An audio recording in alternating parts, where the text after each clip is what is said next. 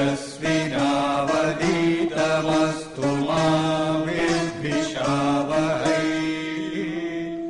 ॐ शान्ति शान्ति शान्तिः।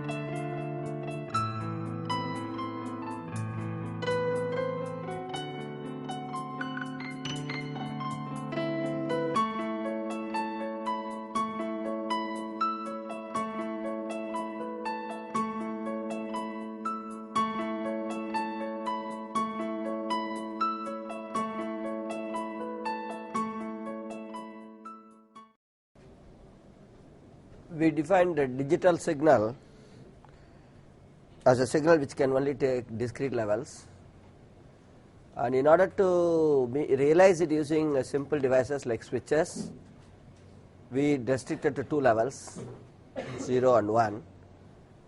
In terms of voltages, it will be 0 volts and 5 volts as a general thing, but nowadays we have other voltages also, but as an example, and some of the practical devices use these two levels as 0 volts and 5 volts. So we have a two level digital signal. So it's only two levels. It's also called binary signals. But since we have only two levels, we cannot make it represent a signal very precisely or accurately. So we wanted to have more of these binary digits. So any given signal can be represented by several binary digits, and binary digits are also called bits. So a signal can be represented by several bits. Number of bits depends on the precision or the accuracy with which you want to represent the signal. This we have seen earlier. Is that clear? So that is the reason, if you remember, when you drew that analog digital converter diagram, the last lecture, I said the analog real world signal, and I said one line going, the single variation, analog signal is a single variation, but can take any number of values, any value between the two limits. On the other hand, when I said digital, analog to digital converter, if you remember, I used a thick arrow here, thick arrow. Remember this? I told you I will tell you the reason. That is what it is. Now analog signal can take any value over a range. Digital is discrete levels, and in order to make it simple, or in order to be able to realize these digital signals with simple devices like switches, for example, we restricted to two levels, so they become binary signals. But if we realize that binary signals are not, two levels are not enough to represent all the variations that a signal can have, So we decided to have several of these binary digits or bits to represent each signal, and the number of bits depends on the accuracy and the computational complexity you want to have, accuracy you want to have, etc. So this is a single line, this is multiple lines. So this thick arrow, there are multiple bits. We don't know the number. It can be 1, it can be 2, it can be 4, it can be 8. Usually it is integral power of 2. Not necessarily though. Not necessarily. There is no such restriction, but generally it is. You will find a 8-bit processor. You will buy a 16-bit processor. You will have a 32-bit processor, so forth. So these are the type of things you will have.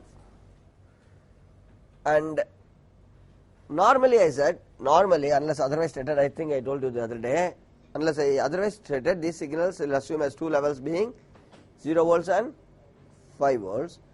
But today, this is a conventional value, 0 and 5 volts, has been there for a while. Electronic switches. The switches, when I mean, as I said, even a primitive thing, non-electrical quantity like a flag waving can be used. But in electronics, the switches are simple devices. You know that you have a switch at home to turn on and turn off a light. But switch is a little more complicated, the electronic switching, because we want to have a smaller value and all that type, smaller size. So the switches are electronic switches, and earlier they used to switch between 0 and 5 volts. But today, because of the advances in technology and because we wanted to save power, because whenever you are operating with a lower voltage, we can consume less power. You know that, right? Because power is V squared by R. For a given resistance, if you reduce the value of V, power is reduced, isn't it? Power dissipation is reduced.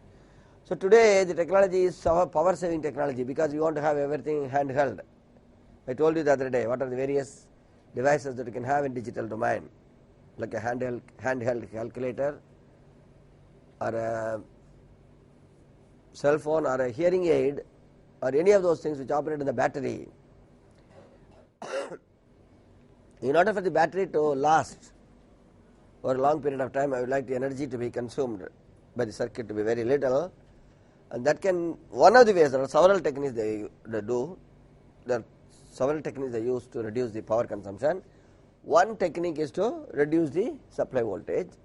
So even though we assume 0 as 0 volts and 5 as 5 volts for our theoretical purpose, for all our understanding purposes in this course, but today's technology is all different. Today we talk of 0 volts and 3.3 volts, 0 volts and 1.2 volts also now they are trying to get.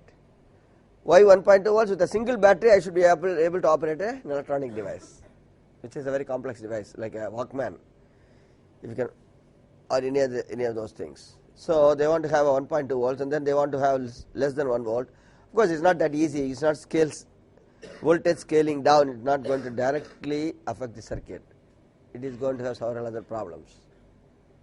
So voltage scaling will have effects on circuit design. All those things are not the scope of this lecture series. So let us assume the 0 and 5 volts, 0 volts as 0 level, or nominally, I will say nominally, even though it is not now, 5 volts as 1. I just want to make one point here. As I said, you can have 5 volts, can be anything, it can be sometimes even more than 5 volts. Some technologies, for some reason, we want to have enough margin between the 0 and 1 condition. We are not sure of a signal being coming or not coming, ambiguity. You want to have no ambiguity, then you can have a larger range also. It's also possible to have 0 volts and 10 volts, 0 volts and 15 volts. It's also possible, but rarely. Generally, it is 5 volts or less, and today, as I said, it is more and more, we are trending towards less than 5 volts operation.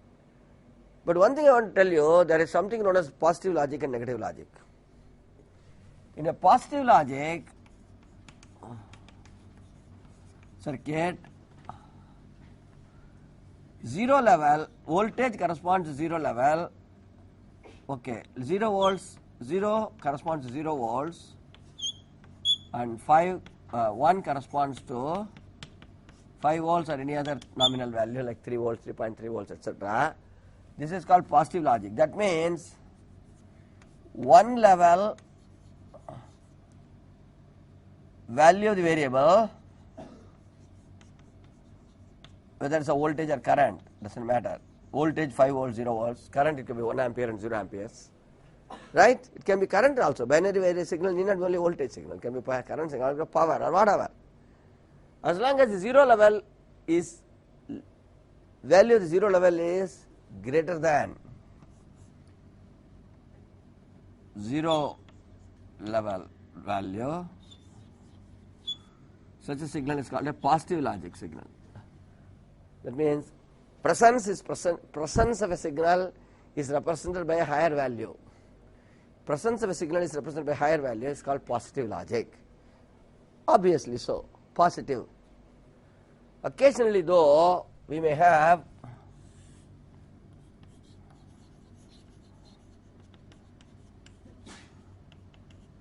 an absence of a signal is represented by higher voltage.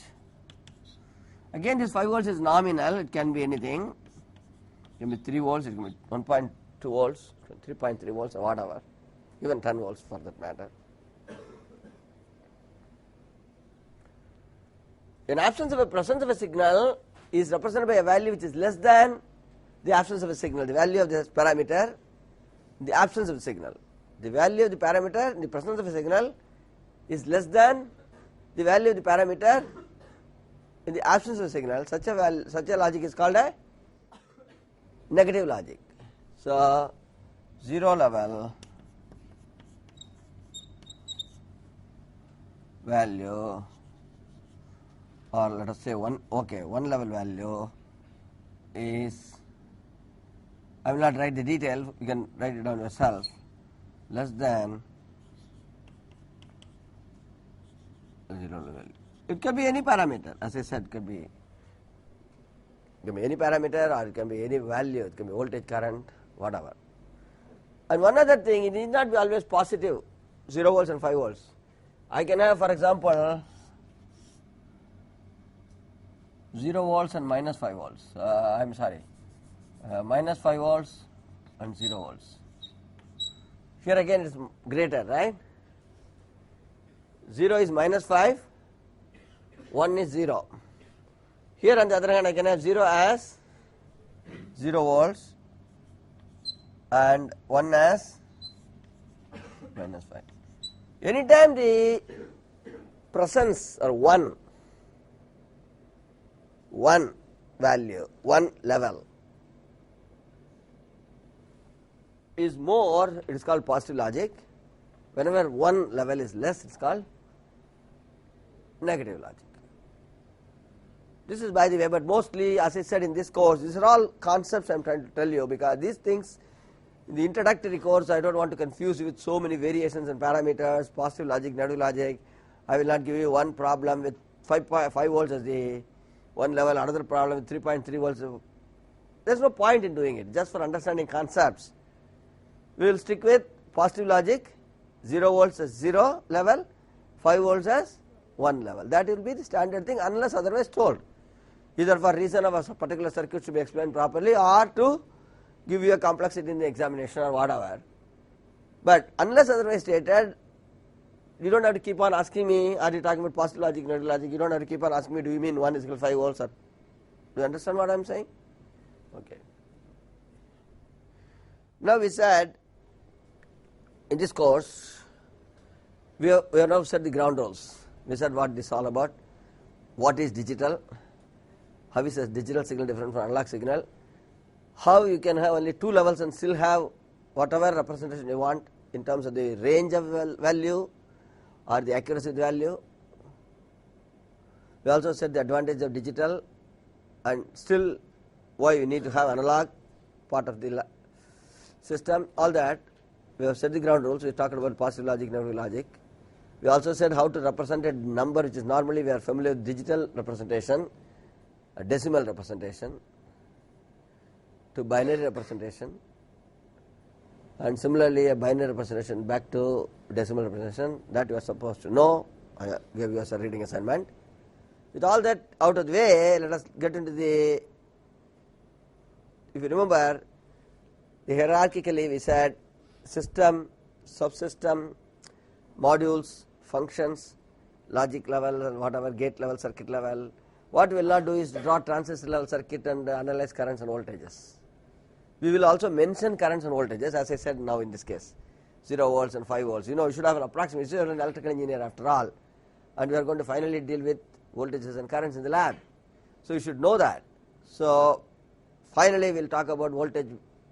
We already mentioned the 0 and 5 volts. What are the other possibilities, and what are the currents that are flowing in these gates or these digital circuits.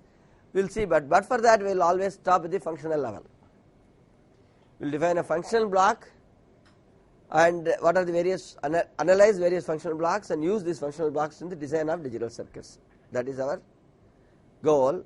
To the extent possible, we will build systems, subsystems, and to the subsystems and possibly systems. With this introduction, let us get into the type of digital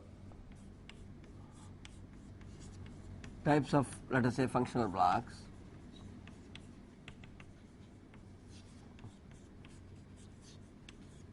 They all call it logic, even though they will deal with numbers and add and subtract.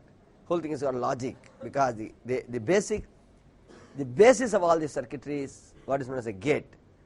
These gates are called the logic gates because they operate on some logic concepts. Any circuit, arithmetic circuit, or even any other system that you can design, including a very complex microprocessor of today, you can theoretically break it down to these gates, which are logical functional blocks. So some people call them types of logic. So instead of functional blocks, keep on using it, we can say logic. There are two types of logic possible. One is called the combinational logic. Types of logic. Two types of logic. Two types of logic functions rather than, one is called combinational.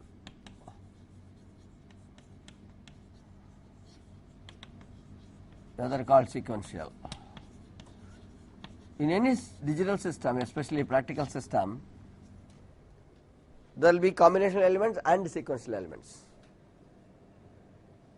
Even though in principle we can define a purely combinational circuit, seldom do we have a good use for such things. Very limited use for entirely combinational blocks. And a sequential block necessarily will have combinational logic. We will see why a little later on in the course. So, but just to give you a very overview definition, sort of a very, say, first order definition, not a crude definition, it's not a wrong definition, but it's a very first order, very crude definition. Combinational circuit or combinational logic or combinational functional block is a functional block with inputs and outputs. Of course, all circuits have inputs and outputs.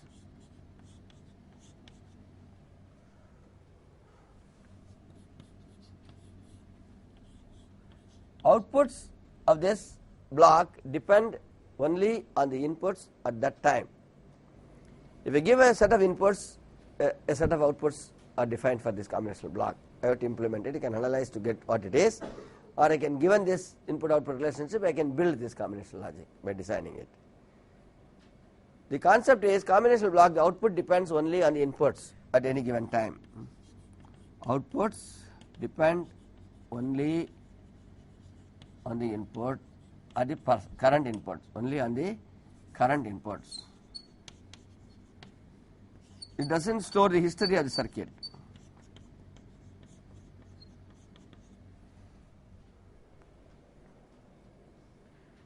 For example, a set of switches here will represent, supposing I have a set of switches and these are set of lights, and a particular combination of switches will make one of these lights glow. If I change the light switch combination configuration, another light will glow. So by changing the inputs, I can get this change in the output without having to worry about what it was earlier. what it was earlier. So the output is purely based on what is input now. On the other hand, a sequential logic, this is combinational logic. On the other hand, a sequential logic will have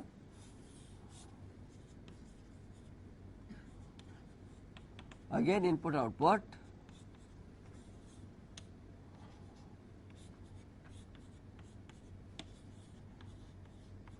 output not only depends on the current inputs but also on the past outputs or past history of the circuit. So outputs depend on the current inputs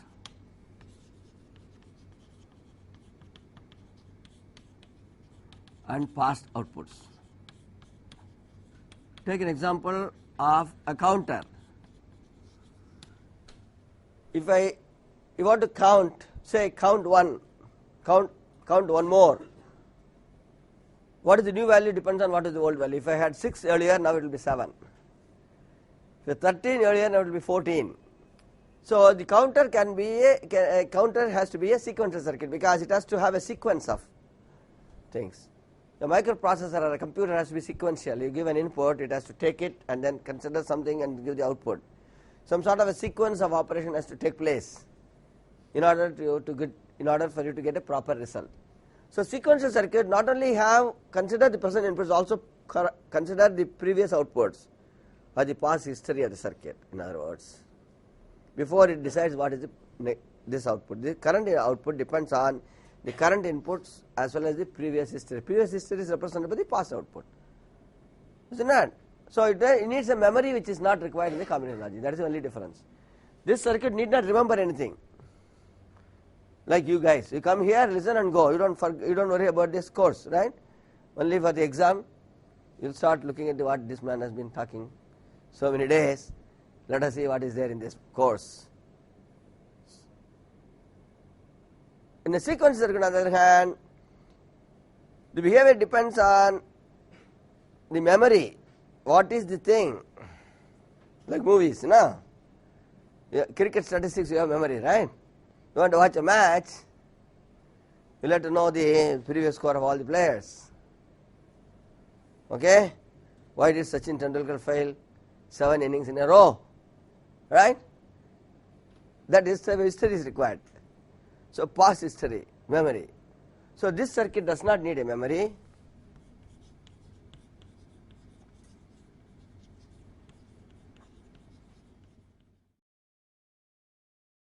This circuit has memory elements.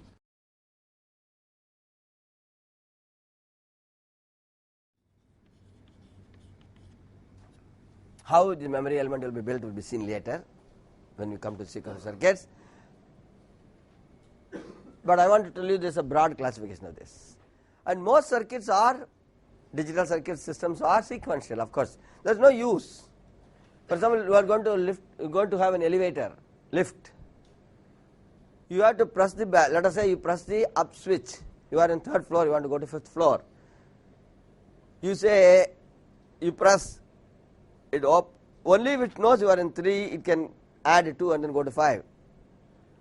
Let us say there is only 1 floor at a time it can move. You have a very simple elevator which can only move 1 floor at a time. So if you are in up switch, if you switch up, press up, it has to go from 3 to 4. Traffic light also, in a way, it has to be sequential because it should know there may be cars, but then the signal will change only if it was just changed from green to red to green in the or green to red in the one line. Just because a car is present, you don't want to change it again. You have to wait. Have you spent at least enough time for this street have the green signal? If this green has not been having the green signal for a given amount of time, there is no point in changing it now. So wait. Some sort of a memory, some sort of a behavior model is required, which is not required in the combinational logic. Okay. Having said that, let us really get into the combinational building blocks. So we will start with the combinational building blocks. That is why I said I had to give this classification to you at this stage because we need to give the combinational building blocks. So the main thing we'll start will be, we'll have to quickly do all these things because we have to do combinational sequential blocks and then put them together in circuits and then make subsystems and then make systems. The large agenda. We will see how much we can do.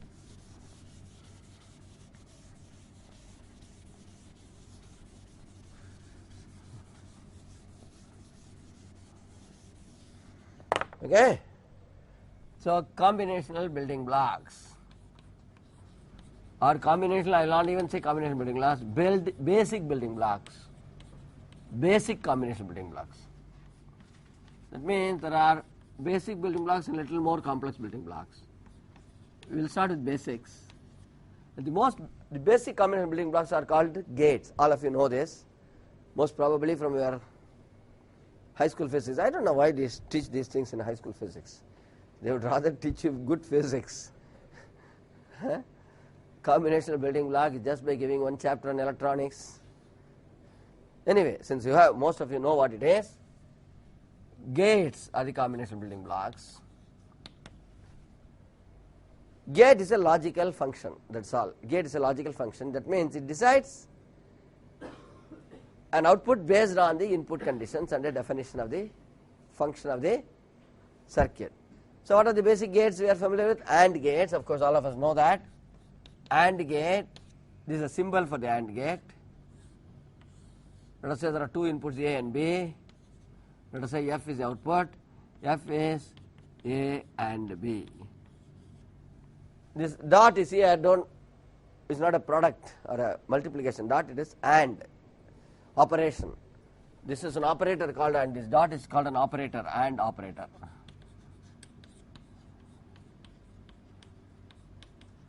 But as you go along and keep on writing things, you will drop this dot. Many of us write this like this, even in books. You won't find a dot in between. That means it is A and B. Even though you can read it as AB, it strictly should be read as A and B. What does it mean?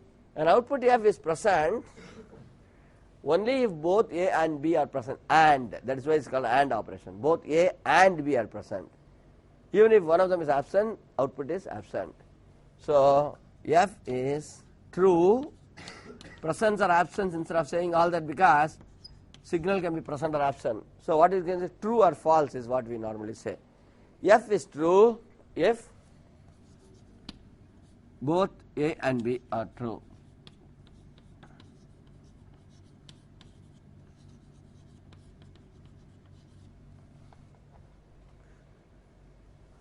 And true is actually, I said 1, false is 0. That's what he said. There are only two levels. Symbolically we represent these two levels as 0 level and 1 level, even though they may be equivalent to 0 volts and 5 volts or 0 volts and 3.3 volts. We decided we will only symbolically represent this level as 0 and 1. So that means if I can also say it this way, I can say it this way, I can say it this way, I can say it this way, I can say it also one more way. I can write a simple table. If both A level and B level are both 0 levels, F is 0. If A is 0, B is 1, then also F is 0. A is 1, B is 0, then also F is 0. A and B are both 1, F is 1. So there are four ways of saying it. You can say F is equal to A and B. You know what it means. If I draw the symbol, you know what it means. If I say like this, F is true if both A and B are true, this is a operational description. This is a symbol. This is a symbol. This is a logical relationship. Logical, what shall I say? Logical equation or relationship. This is a description. Description, and this is a table. This table is also called a truth table because it, I don't know why it's called, as if we are speaking falsehood in this class. No. Truth table is, it gives you the tabular representation of a particular function. If both are, F is true or F is present only if both A and B are present, or F is true if both A and B are true, otherwise not. So this is called a truth table of AND gate. This is a functional description. This is a description of the AND gate. This is a logical relation of the AND gate. This is a symbol of the AND gate. Like other gates, we will quickly finish some of them today. R is F is equal to A R B. This is a OR operator. This is not plus. Don't read it as A plus B. A R B. That means if one of them A or B is true, output is true. Of course, both also. Both A and B are true, then also output is true. So I will not give the word description. You can write it yourself. F is true if either one of A and B, either one of A or B, or A and B are both true, output is true. I don't know. English. At least, we can say at least one of A and B is true, output is true. Whatever. And the symbolic representation is, I said, this is the thing. The gate is represented like this.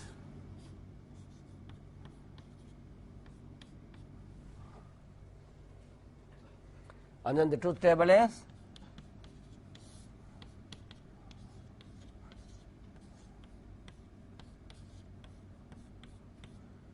only case for which the output is false is when both A and B are false. If at least one of them is true, output is true. At least one of them is true. Okay, that will be the good description also. If at least one of them is true, the output is true. Then there is a most widely used gate called a NOT gate, which simply gives the opposite of what to say, complement they call it. NOT is, suppose I have a gate whose input is A, output is F, this is the symbol. F is A bar. Bar is negation or a complementing operation. This is called NOT. You can say A not or not A. F is A, not A. Or some people call it A bar because it is a bar on the top. Some people write it as a prime. A prime. Strictly speaking, it should be read as not A. F is equal to not A. That is the correct way of saying, but as long as you know what we are talking about, many people start calling it A bar. F is equal to A bar. F is equal to A bar means A gets complemented or A gets inverted. That's why it's called an inverter. Not gets also called an inverter.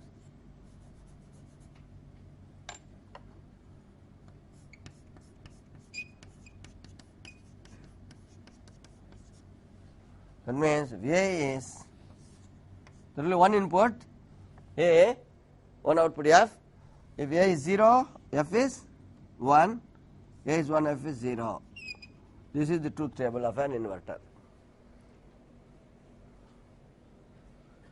It can be shown, we will see it in future classes, that these three gates are enough to implement any logic that you want, any digital system of however complex it is. Any digital system, however complex it is, can be implemented using AND OR inverters. There is a procedure for doing it. We will see it in the course of this next few lectures in this course. But it may not be always optimum efficient in terms of the number of gates you use, the area it occupies, and the power it consumes, speed of operation. Because today we are talking about high speed operation, low power operation, low cost operation, small. Take any electronic gadget, it has to be very small, like a cell phone as I said, or a hearing aid. You may be able to put it into your ear. Size is important, energy is important, power consumption is important. Cost of course is affordable. Every consumer has everything. As the other day I was telling you about how many computers we all use. So cost, energy or power, size of course, and it should be as high speed as possible. Internet, you don't have even patience to click the mouse and wait for the response on the screen, right? If you don't get it, immediately start double clicking. Finally it says an error message and say you have to reboot it and start all over again. So we want everything very fast, very high speed. That is, we want very high speed, very low power, very low cost, very small size. We want it, right? So, AND OR inverter may be the best way of doing, I mean there is a possibility of doing everything however complex, including sequential. We will come to that a little later on. Including sequential memory component can be designed using this, but it may not be efficient. So, we may have to think of some other way of doing it, that we will see later. First we have to see how to make simple circuits using AND OR inverters, and then we will see how we can make them more efficient by introducing more components. Now, to complete the gates, even though these are called this is a complete set of gates, there are a couple of other gates I want to, a few other gates I want to mention. One is called a NAND gate, as the words suggest, is a NAND is a now AND, NAND not AND, invert of AND is NAND. So, F is A and B bar, and not of A and B. You want to read it correctly. F is not A and B. That is exactly opposite truth table. Symbol is, this bubble is identified as the inverter bubble. This bubble you have in the inverter. This bubble you will see whenever there is a negation function. Whenever you have a negation function, the logic, digital logic, you will find that bubble. So, this is A and B, A, B, F. So, truth table is, all you have to do is to write the opposite of F, AND gate. Opposite complement of AND truth table. This is 1, 1, 1. Is it not? AND was exactly opposite of this, or complement. We don't call it opposite, we call it complement. So, it can also be written as, I can have an AND gate by putting an AND gate and inverter together, isn't it?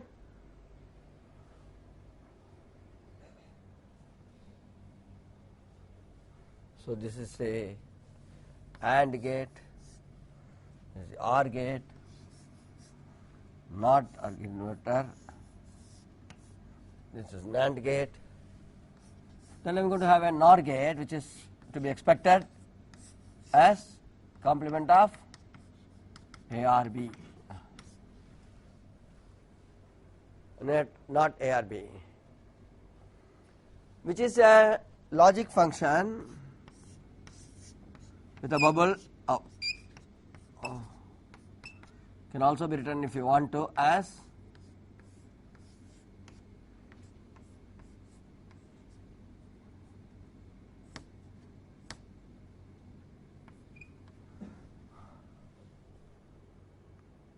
and the truth table is complement of OR truth table.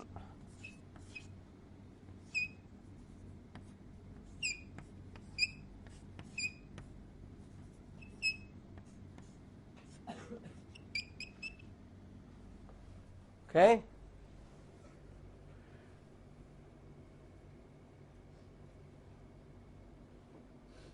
And we have one more gate. These are the basic gates. These NAND AND OR invert, NAND NOR, and I will also add one more to this. It's called exclusive OR. These are called basic gates. Even though the three gates are enough, A AND OR invert, as I say, they shake the entire world.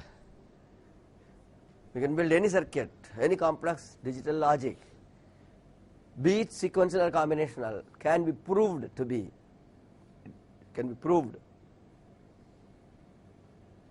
implemented using AND OR invert, but we will not use it. We will use this in the beginning, but later on we will go to our higher levels.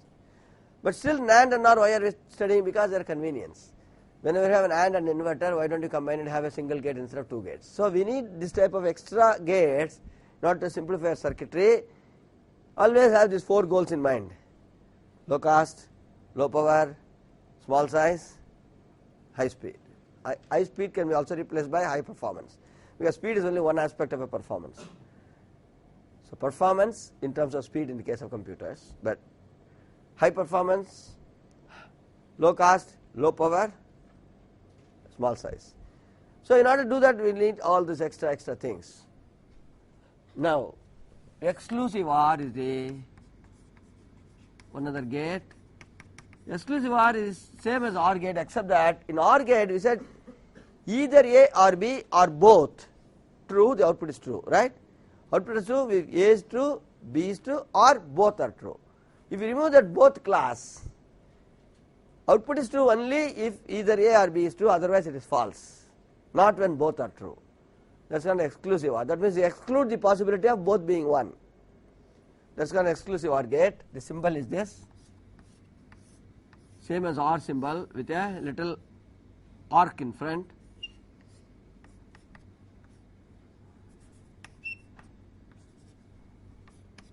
This equation is F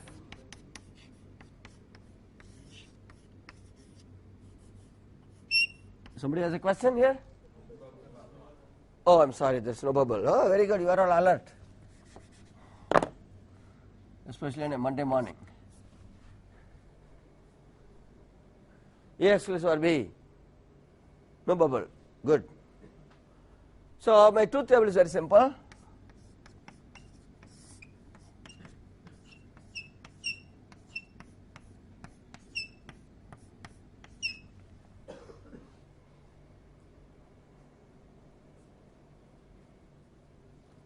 I use it sometimes. I want to see if I have two signals.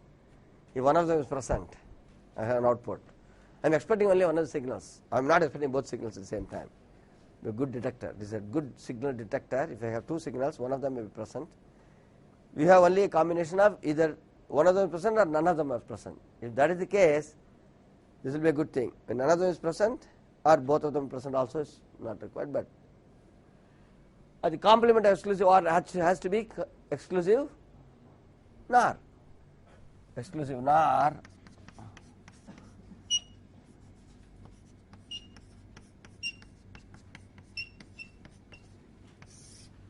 now we have the bubble.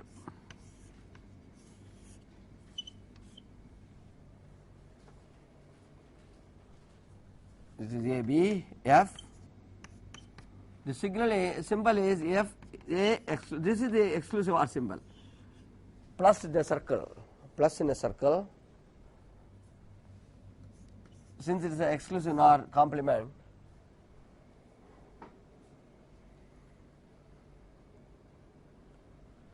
the truth table is complement of this truth table. That means if both the signals are present or absent, if both signals are same, if both A and B are same, whether it is 0 or 1, if both are present or both are absent, then the output is 1.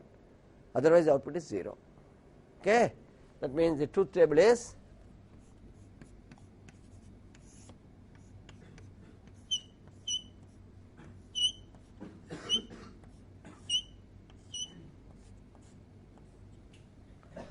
if both signals are present or both signals are, or in other words if A and B are same, output is 1.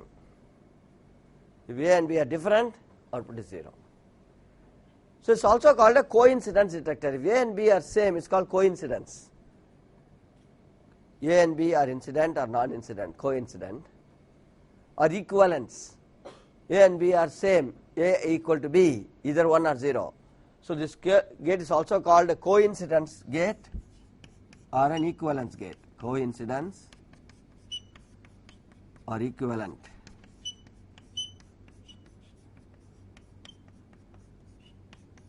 Or equivalence. Coincidence gate or equivalence gate. Okay? And sometimes they also write this symbol as A circle. Remove this bar, put a circle with a dot inside. That is sometimes used as a symbol for exclusive NOR or coincidence gate. As you said, you can also build this with an exclusive OR and an inverter. It's all the same. So we have seen the basic gates. Out of this, add or invert can alone be used. They are enough. These three are alone enough to conquer the world. Any digital system can be built. We are going to see tomorrow, in the next class,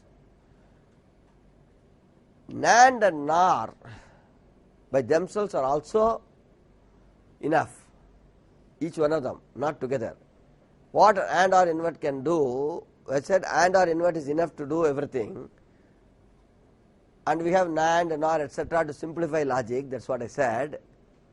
But I can show you tomorrow in the next lecture. NAND alone can design any logic circuit that you want. Similarly, NOR alone can design any logic. So NAND and NOR are called universal gates for that reason. So the whole thing is called basic gates. All of them are called basic gates. Out of these basic gates, AND OR invert are fundamental gates because they are required to make any operation possible in digital systems. The same concept of AND OR invert can be implemented using NAND gate alone or NOR gate alone. So because of that reason, NAND and NOR are called what? Universal gates. So tomorrow we will give a simple example to tell you how this can be done, and then proceed further with using these gates, how to implement logic functions of significance. What do you mean by having these gates? What do you want to do with these gates? So we will start building circuits using these gates, and first analyzing them, and later on, given the function, how to synthesize or how to design the circuits using these gates. So first we have to understand the logic of these universal gates, and then we have to see how to build simple functions and analyze them for a given, how it is work, and then we will see how a given function can be implemented using these gates. Okay, are there any questions? Then we will stop here today.